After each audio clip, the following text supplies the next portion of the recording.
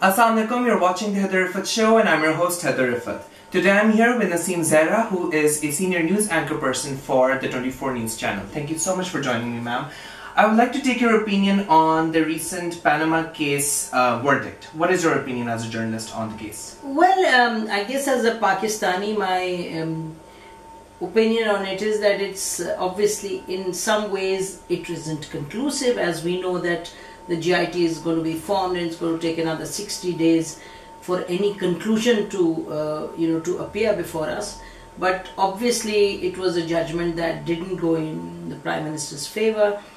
Two judges very clearly said that the Prime Minister should be, really his case should be sent to the Election Commission for disqualification.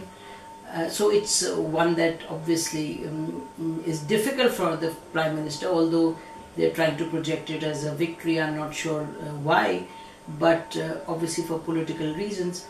But again, it's a judgment.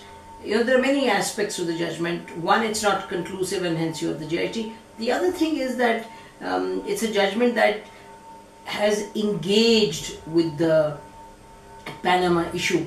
So the whole question of whether Panama case was even worth engaging with, whether it had the legal standing, I think that issue has been settled, that yes, there is an issue there, that the answers that the Prime Minister gave and his family gave were not sufficient, and therefore it will be further investigated. So it's a judgment that's I guess 50-50. I see. So you've also covered one of your episodes regarding Mashal Khan's killing. So what are your comments on that? The killing of I guess my comments are the same, that any Pakistanis or any person who has any value for human life, it was barbaric, and that the administration of the university seems to have been a party to it by by act of omission and commission both, and so that's very serious.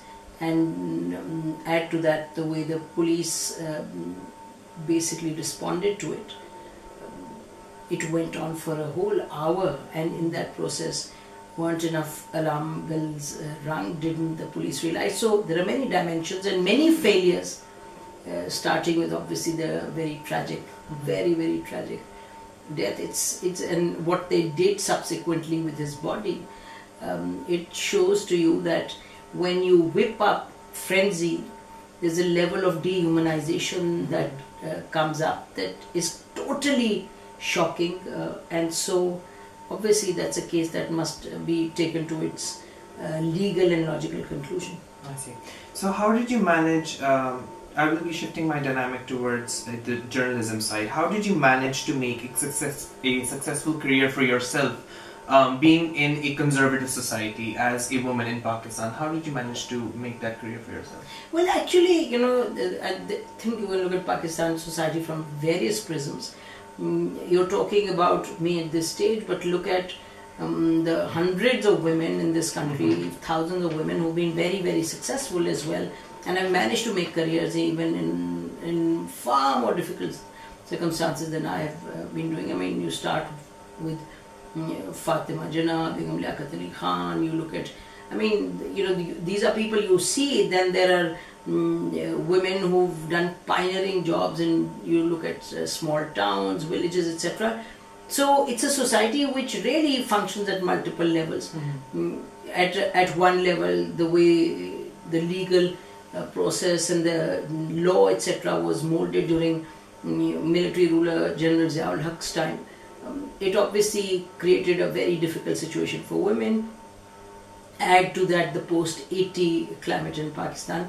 So there are very serious issues which act as deterrents to women's progress. But then again, as I said, so Pakistan is really a mixed bag, and within that I was fortunate to have been born in a family where I got education, etc.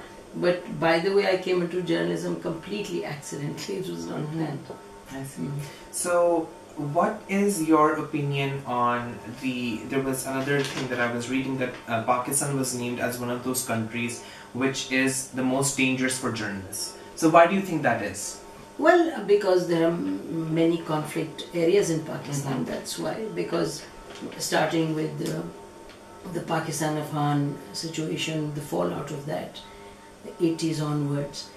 You've militant groups here, you've got other political groups which have militant wings, you have cross-border terrorism, you have multiple things going on here. You've had a history where the secret agencies were, and I'm saying were because it's relatively better now, but you've had all of that. So there's an environment which is potentially hostile for journalists, especially those out in the field who are reporting from the field. Exactly. And we have, so many martyrs, journalists who've actually been working in the front lines and have been killed, etc., because of their reporting on militancy, etc. We who sit in studios are far more fortunate compared to those who are really on the front lines. So, about the Kashmir issue, do you think Pakistan and India will ever outgrow from the Kashmir issue? What is your opinion on the Kashmir issue and how do you think we can tackle it? Well, I don't think it's a question of outgrowing. What is the Kashmir issue? It's simply put a struggle by the people of occupied Kashmir for self-determination, which is something that is their legitimate right. And I think what you have to see is that in the last 5 to 10 years, the focus has really shifted from it just being an India-Pakistan thing to finally recognizing, and I think it's more like 15 years, recognizing that the Kashmiris have a right here, and that's the principal factor in this whole conflict. And Pakistan and India, well, there have been instances in the past during the Lahore summit when dialogue was begun, and then subsequently during General Pervez Musharraf's time when again dialogue was begun and the LOC was opened up. So I think that India finds it, while India finds it, and especially the Modi government finds it very difficult and at this point impossible to engage and address the question of Kashmiri rights. I have no doubt that it's not an issue that can be brushed underneath the carpet. They'll have to address it at some point or the other. And Pakistan can engage only when India is willing to engage. And for now it isn't. What are some preemptive measures the Pakistan government can take to battle out corruption? Well, for a starter, conflict of interest law doesn't exist. That's very important. And then making institutions like FBR, like NAB, etc., independent. That's critical as well. And that's a missing factor right now.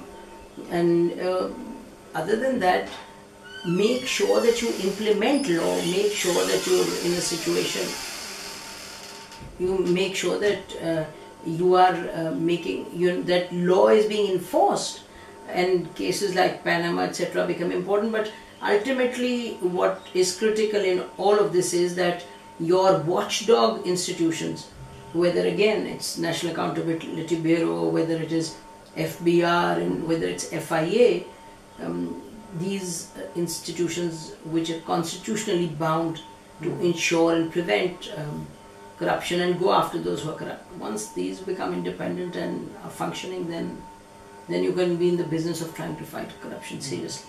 So ma'am, lastly towards the end, I would like to ask, you constantly talk about youth engagement in most of your programs towards the end, and you often talk about the youth. So what is the one message, powerful message that you would like to give to the youth community, how they can contribute to these all problems, to these all factors? So what's your opinion? Well, the youth have such a powerful medium, the social media, and the youth can do whatever they're doing in whichever field. You do it diligently and you do it honestly, and that's your contribution to Pakistan at this stage. And as you move on, if you have this work ethic, this commitment, this conviction that you are the players of the future, if you start from now, once several years down the road, you'll be running Pakistan, and that will be a great opportunity if people as committed as yourselves and hardworking and competent are running this country. Thank you so much, ma'am. It was always a pleasure. That was Nasim Zehra. Thank you for watching the show. For more information, stay tuned on my official YouTube channel and Facebook page. Until then, take care. Allah Hafiz. Thank you so much.